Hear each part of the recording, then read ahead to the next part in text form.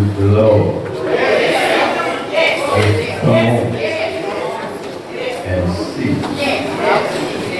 Come on. Living in this mean fool world. But I need to know. Yes. I need to know. I need to know. Just come on.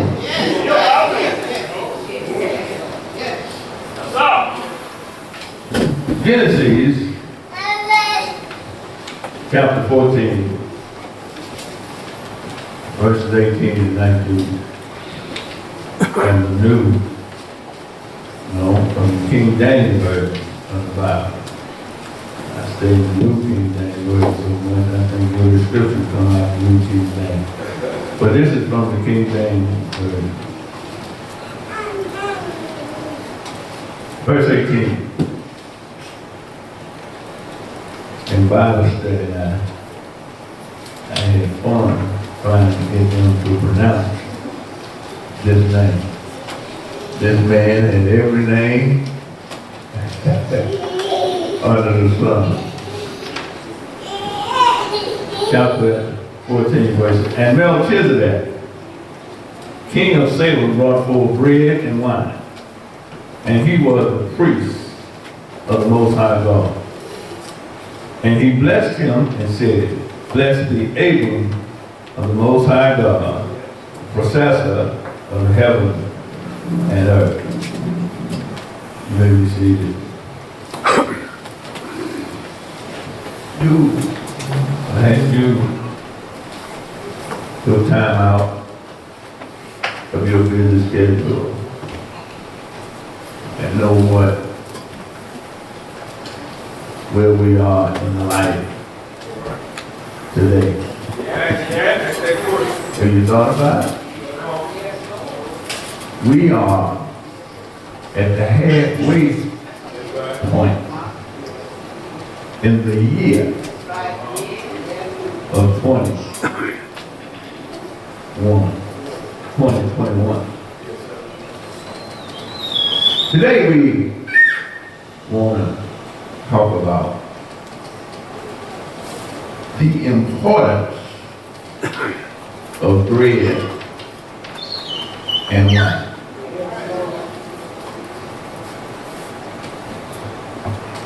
There is a reason for everything that we do in the church. I'm going to say that again. There is a reason why we do everything it is that we do in the church. Today is the most important day in the life and history of our church. Amen. Amen. Once again, to clarify what is the meaning of the church.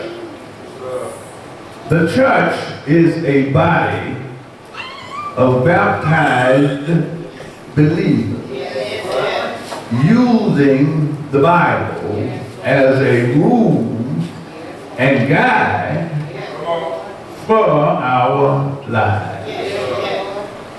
No other book can you go to that will have the answers to all of the problems that you might face in your life. The Bible study scholars will tell you that I often say that the Bible is the how-to book. Pastor, what are you talking about? The Bible is the how-to book. I don't care what situation you might find yourself in. Let me try that again. I don't care what situation you might find yourself in. The Bible will tell you how to get out of that situation. Are you going to help me?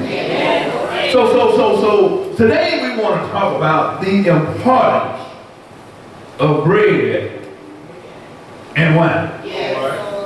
I can remember back in the days when I was a kid, they actually used unleavened bread on Communion Sunday. My aunt was the head mother, and it was her responsibility to make sure that the communion basket and everything and all of the utensils and everything that had to go in that basket was clean for that day. Our church services was on the fourth Sunday, so my aunt would move slow. First, second, third Sunday, she'd be moving real slow, like she just could put one foot before the other. But all that week leading up to Communion Sunday, you almost had to put a GPS on her to keep up with her. That's how fast she would be moving. The bread that, and I actually saw or watched them, she would fry the bread on the stove. Mother David sitting here shaking her head like she knows what I'm talking about. She would fry the bread in the skillet. And then she would take the bread and lay it in the little sauce and wrap it up in a white towel and place it in the basket. Welch grape juice ought to be rich by now off of the church, because she would always flag, you know what I'm talking about? I had to always buy a bottle of Welch's grape juice. And she would set that off in the basket. All right. The dressings for the table would always be starched and ironed. And she would have her basket.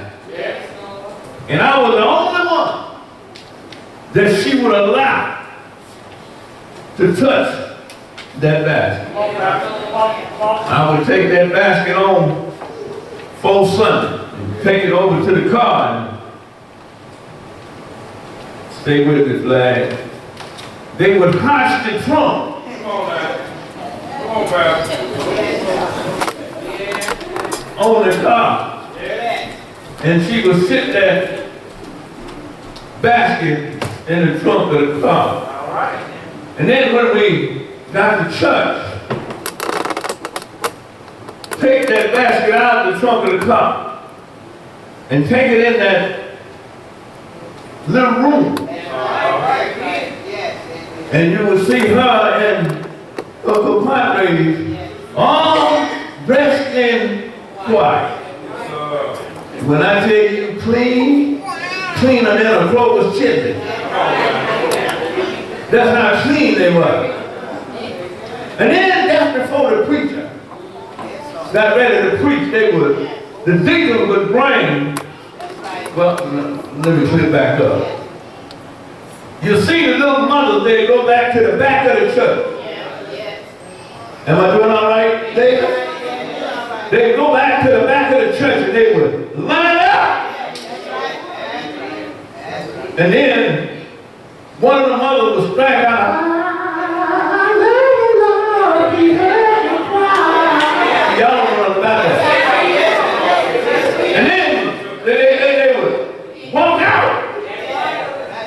And the little mothers would make a little half moon circle. And the deacon would sit the table in front of the pulpit. Bread and wine.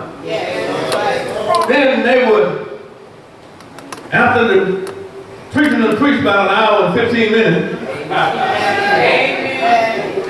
you would see them take the wash.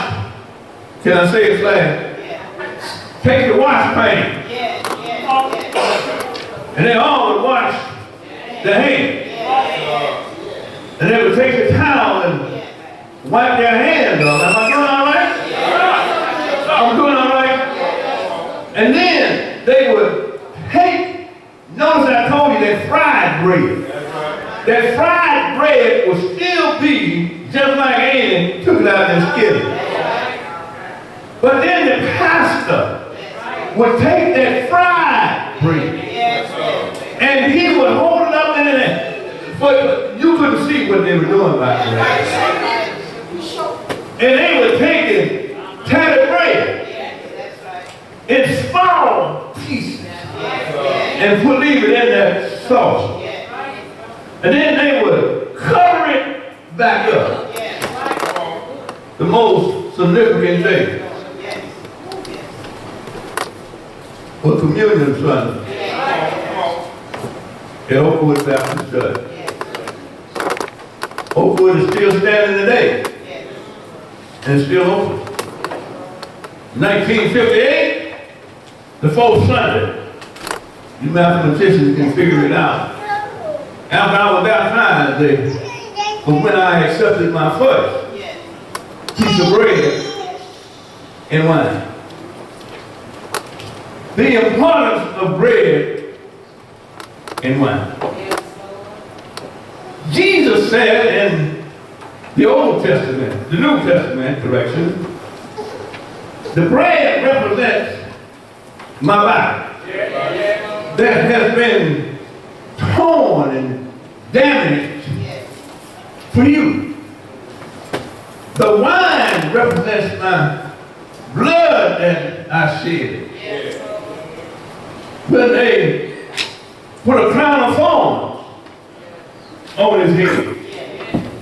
I don't know if anybody in here ever been scratched or hurt by a thorn, but that thorn breaks your skin. When they took the crown of thorn and they didn't sit it on his head, like stay with me. They jabbed it down on his head. The thorn went in and broke his skin and was nothing left but blood. That wasn't good enough. They whipped him with what was called a cat of nine tails. In other words, it was a stick, and it had 9 pieces of strap that went away from it. And in the end, they either had rocks, bones, or steel that was covered and some kind of way melted into that piece of strap at that particular time. And that's what they whipped him with. Now they got 9 straps on it. Every time they hit him, he took 9 licks. If they hit him 9 times, 5 times, he had but received 45 lashes. Your body can only take so much and the body bust over and blood came screaming out. That's what Jesus meant when he says, the bread represents my body that has been torn and bruised for you. The wine represents the blood that I shed for you. So there is the importance of bread and wine. But Harrison still haven't told us. Well, if you don't mind, I'd just like to hold off on that one until I start closing this thing out. Is that all right? And then, when I was putting this sermon together, I put rest and recuperation. This is the first account of war in ancient history. There are earlier references and pictures of ancient men fighting in battles long before Abram's day. But this is the first battle between opposing kings and nations. You gonna help me? The purpose of this passage is to show the courage of Abram and his faith. Now, there are two lines right there that should illuminate in your memory. Courage and fight. We sing a song about I'm on the battlefield for my love. And then you go on and say, I promised him that I didn't promise him that Tony, Don, James.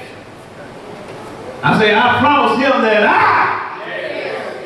would fight until I die. Come on, Pastor. Come on. To stay on the battlefield for the Lord requires courage. Y'all can talk back to me. You have to have courage when you're fighting for the Lord. In other words, Deacon Rome know how much what he said a couple of Sundays ago illuminates my mind. When he stood there and told you to pray for your pastor. Because when I'm in Jackson, I'm in areas that is high crime areas. Oh, y'all know about the backhoe bandit, don't you? You heard about it? Let me see your hand. Have you seen it on the news? Where the young man or the young woman took the backhoe and went into the Texaco station? Can I help you? Every time I'm in Jackson, I pass by. Especially if I'm on the south side. Yeah, I go past that. But do I worry about it? No. Because I am dressed in the whole arm of God.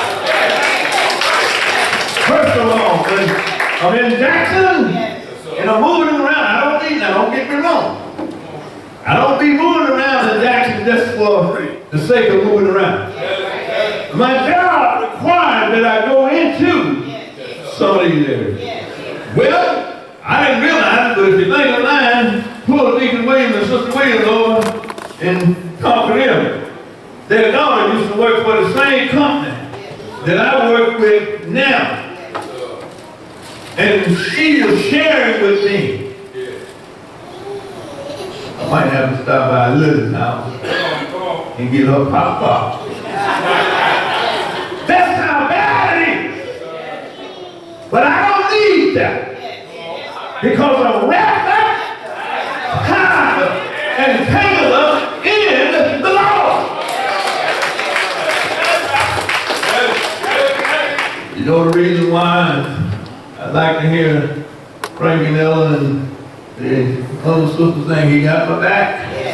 Because of the job that I have, Monday through Friday, he has to have my back. I wish I had somebody. That's courage.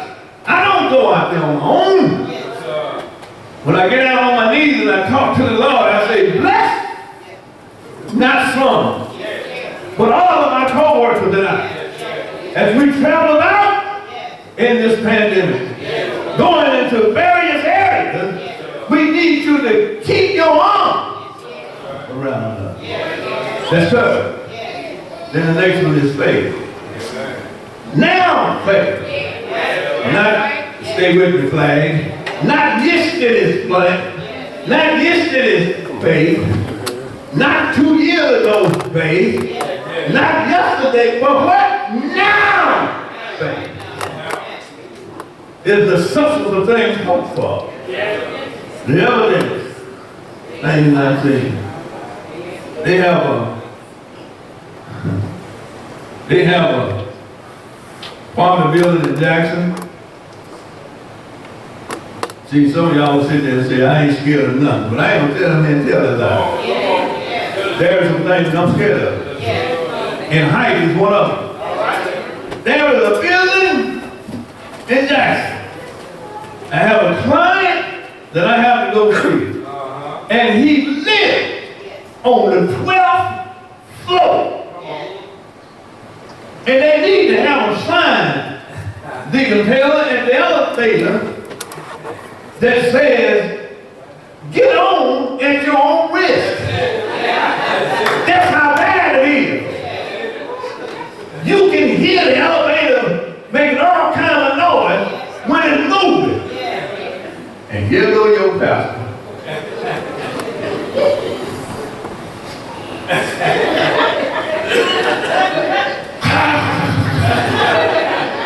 All the way up to the 12th floor.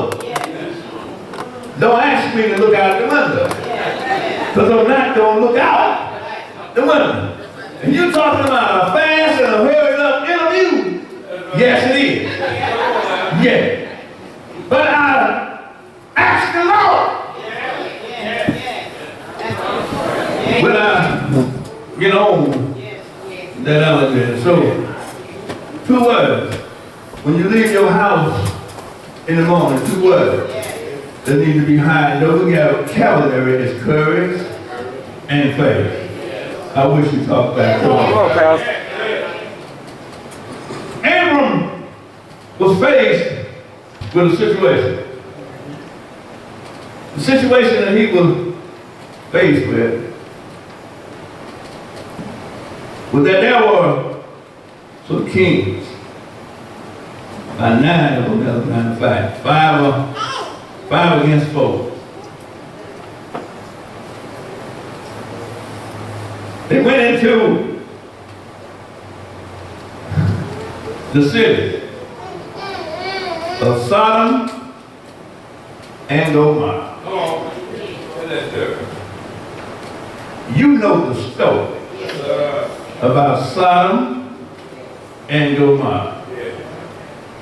2 of the most wickedest cities that I believe that they talked about in the Bible. For your own understanding, I would like for you to read the story and do some research behind it. Listen to the word Sodom and Gomorrah. 2 of the worst sexual acts that could be performed in today's society. One was a sexual act, and the other one is a sexual disease. Are y'all with me? That is derived from the 2 words Sodom and Gomorrah. I'm going to stop right there. You got some children in here, but I want you to do some research on it. The enemy invaded Sodom and Gomorrah. Y'all do know the story about Lot and Abram. How how his nephew turned on him. How his nephew used his uncle. Are y'all with me? Be careful of your relatives. Your relatives will turn on you quicker than those in the world. You hear me? Yeah. Your own blood relative will turn on you, and you know what? If it's a bit, not all now, don't get me wrong. Not all. You got some good in the worst and some bad in the best. But when push comes to shove and it raises a benefit that is benefit me. If I had to hurt my brother to get ahead in life, I wouldn't do it. You got some that would hurt their brother. You got some kids that will lie or talk about their parents. You got some sons that'll go against their dad. You got some daughters that'll go against their mama. If it's what? A benefit to them. Abram raised Lot just like Lot was his own son. Lot wasn't Abram's son. Lot was Abram's brother's child. His brother died, and he was at a young age, and because of the love that Abram had for his brother. Are y'all still with me? He took Lot and raised Lot as his own son. And as Abram prospered, Lot prospered also. Long story, but you need to read it. And when there was an argument broke out between Lot's farmers or workers and Abram's workers over, watch this, water rights. That's it.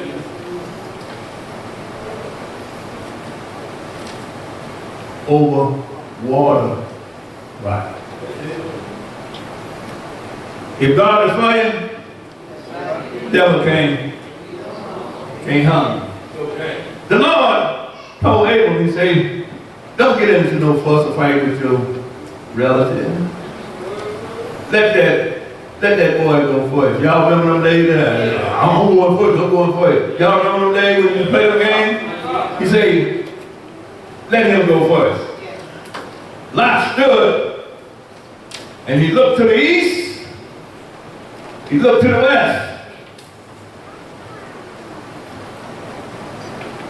East, west, north, south. And he's standing in the middle. And this is what he said. This is what Abram told him. Whichever way you go, I'm going to go the opposite direction. How many folks you know do that today? That's mine. Okay, how old you are, you want to be ahead. But God had already told him, I will be with you. So Lot decided to go to the bright lights of the big city, where the grass was greener, all kinds of water. So he went down to the city of Sodom, the wicked city. Yeah, all kinds of, leave that alone. Abram went the opposite direction, but God blessed him. These kings got together and they raided Sodom and Gomorrah and those other cities. In the process of their raid, they captured Lot's nephew. Lot was a rich sheik. He had everything that he wanted. Let me help you understand something. People in power, every morning they would gather at the gate. You know, your big time politicians tell Flag he need to gather at the gate. Yeah. And that's where the decisions was made, at the gate. But the king that was fighting against Sodom and Gomorrah, they captured Lot. The invaders were 4 kings from Babylon and Edom. This is why it bothered Abram. Abram loved Lot as a son. Therefore, his capture was of critical concern to him. The invaders were 4 kings from Babylon and Edom. The defenders were 5 kings of Palestine. The battlefield was in the valley of Siddim, the Dead Sea. the cause of war was revoked by the Palestinians against foreign government. They had got tired of being enslaved and paying high taxes. Are you talking to me? The brilliant strategy, the target was Sodom and Gomorrah. The major battle was fought in the valley of the Dead Sea.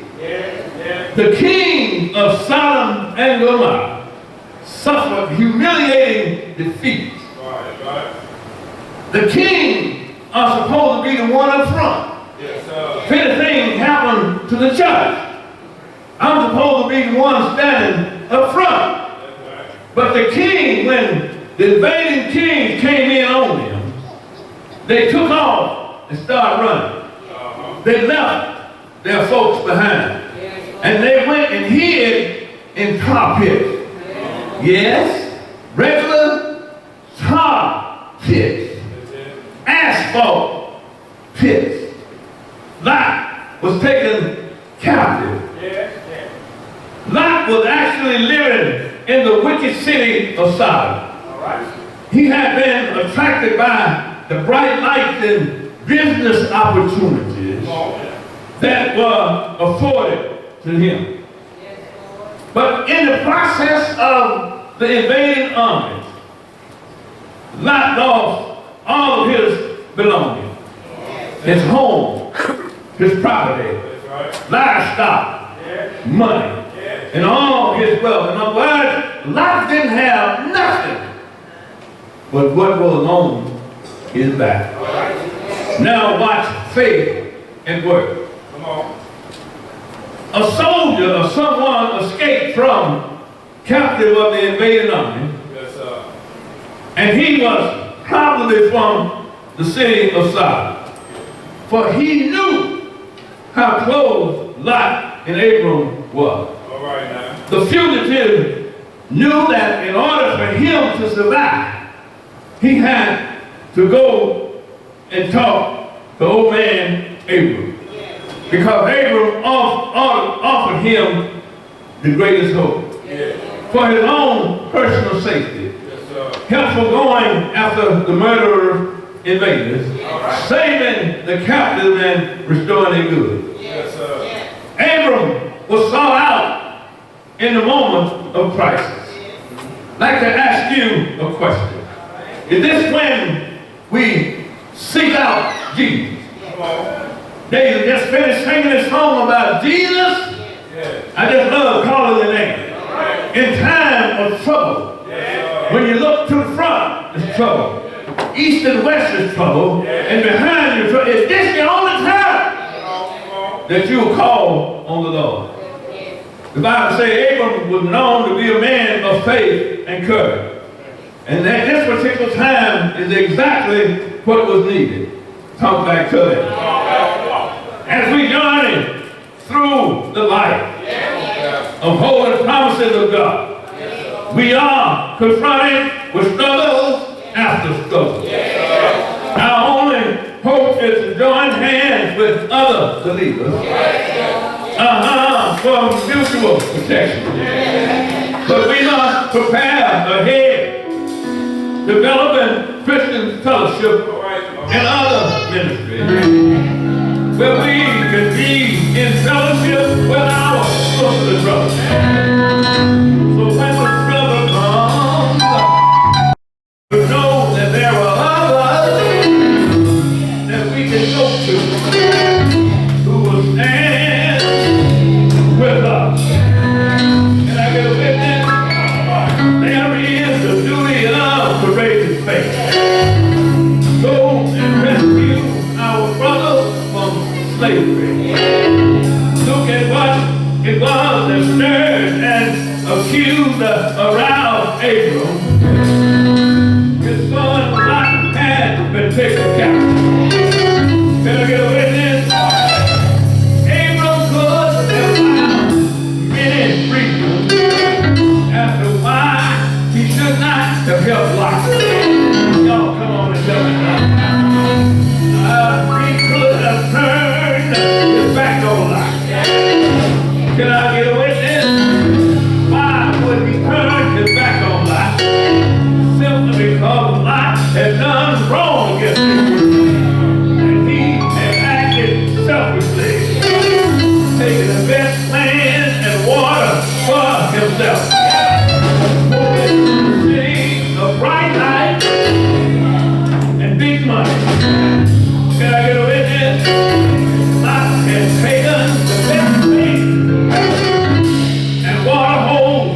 himself.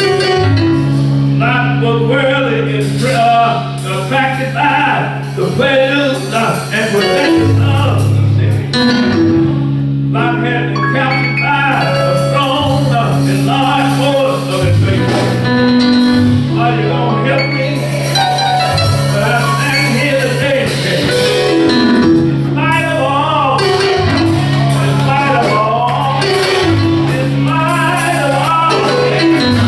that Lot had done, he still loves his brother. Scripture tells us that when a brother is enslaved and is caught up in situation, if the situation is immorality, we need to help that brother. If the situation is brokenness, we need to help that brother. Drugs, they need our help. Lust, they need our help. Selfishness, they need our help.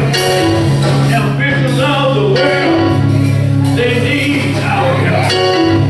Lusting and passion, they need our help. Are you going to help me?